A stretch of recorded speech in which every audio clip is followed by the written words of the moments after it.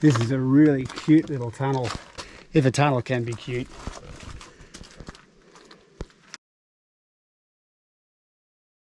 G'day everyone, today I'm at the site of the Old Ferny Grove Rail Trail, and I've come out here today to film the first of a two-part series where I'm going to explore some of the gold mines in this area. A little while back I made a YouTube video of one of the more significant tunnels out here, but since then I've realised that there's a whole bunch of old gold mine sites around here. At the turn of last century, gold mining was a pretty big thing out here. Obviously times were tough, jobs were hard to come by, so people tried their luck coming out this way and scratching around in the dirt. So I've got my trusty map, let's go exploring. So the first site we've got is just off Little Break, and we're not far from the Ferny Grove Rail Trail just down there.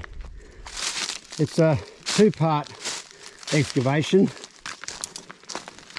The mullock heap is over there, and it's been thrown down the side. So I'm just coming up to site number 2 now. It's a fairly unextraordinary site. There's some old debris here. You can see they've trenched around here. Not sure where they're 44-gallon drums. That looks like an old car part, but that's pretty cool. Site number 2. That seriously looks like it's a fender from possibly the 1920s, 1930s. So Ferny Grove site number 3 is quite possibly the most famous of mine sites around here. You can see this excavation's around about 20 feet high to the base of that tree above. Now I've done a whole video on this mine that you can check out. I'll put the link in my description. It's full of bats, it's pretty cool. It goes about, I think about 10 meters in. Since I've already done that one, I'm not going to go in that one today and show you any more. But if you're coming around this way, have a look.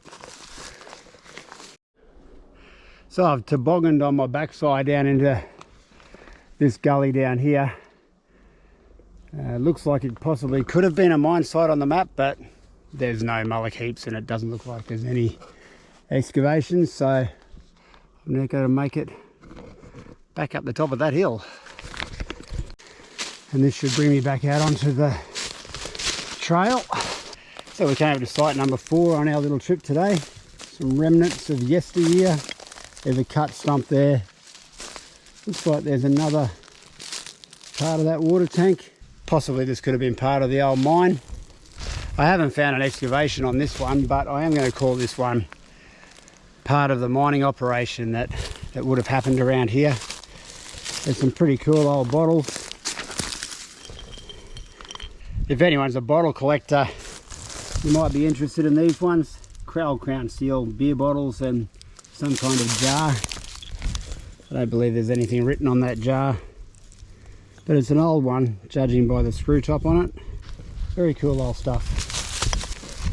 One thing about doing the kind of exploring that I do is you do come across a lot of asbestos. There's another piece just floating around in the wilderness, and if you don't know, that asbestos, that'll last there for at least another 100 years.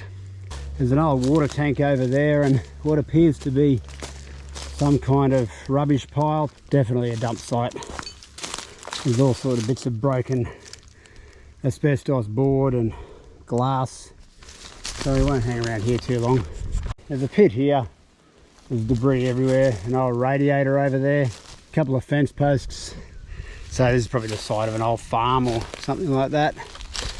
It's well into the lantana, so it's not an easy site to get to. So I've popped back out the other side now and I'm going to go up Lachinver Break. How good is lantana? So I'm pretty disappointed with this site. I do believe it was an old mine site, but I think we're getting onto private property now and there's nothing that needs to be shown on YouTube. This is just an old crappy dump site. So Lachinver Break, or Lachinver Break, seems to be the boundary of the conservation park here. Everything on the southern side of it is private property, so I don't recommend going up that way.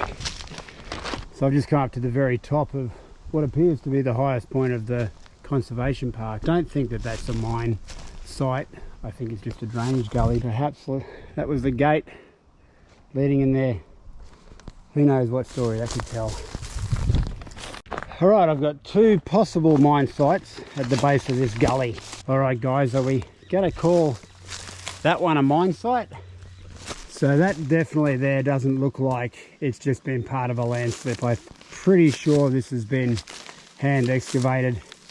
Yeah, definitely there's a separation of some of the different size of the soil, of the rocks. I don't know what you call that.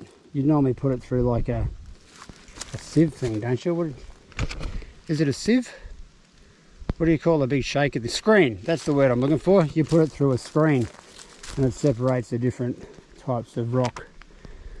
But anyway, I'm calling that Ferny Grove mine site number 5. This is a nice little gully. Oh, this is really nice. There's a bunch of lantana exactly where I believe my mine site is. It goes that way, this comes up that way. Just over here. It's like something out of Jurassic Park. I don't know whether there's any mines down here, but it's a really pretty little area. So excavation site number 6. We're just near the mango tree break. We're actually not far from the site of the old Ferny Grove train crash back in the day. But yeah, that's definitely an excavation there. This was meant to be my bonus site, but it just looks like a bit of a drainage gully. So we'll scratch that one off the list. I've come down this gully on the southern side of the rail line, and I had hoped there'd be a nice little tunnel going underneath the trail, but there's a fairly massive exposed drain just here and a little tiny, probably, I don't know, 1.5 foot round pipe going through and underneath there. I couldn't help myself. I had to come over to the other side of the trail and find out where this tunnel exits to the north. Fortunately, there's been a bit of a bushfire through here, so I'm able to walk through where probably there previously was a whole bunch of lantana. Hoping not to find any snakes or other friendlies. And that is where that tunnel exits. Now I reckon it'd have to be at least 50 metres long. By the way, just have a look at the architecture on that, like the design. That's a really nice design of a culvert. That should be a protected drain. I've just come back off Lakinbar break and there's one more site here that I've just found. It's quite a decent excavation. To give you some perspective, around about 5 foot deep and about 8 foot around. But to finish off today, I've got one last little bonus for you, and that's this little beauty just here.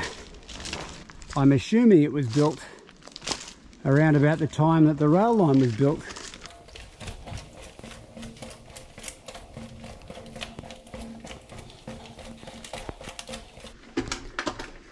This is a really cute little tunnel.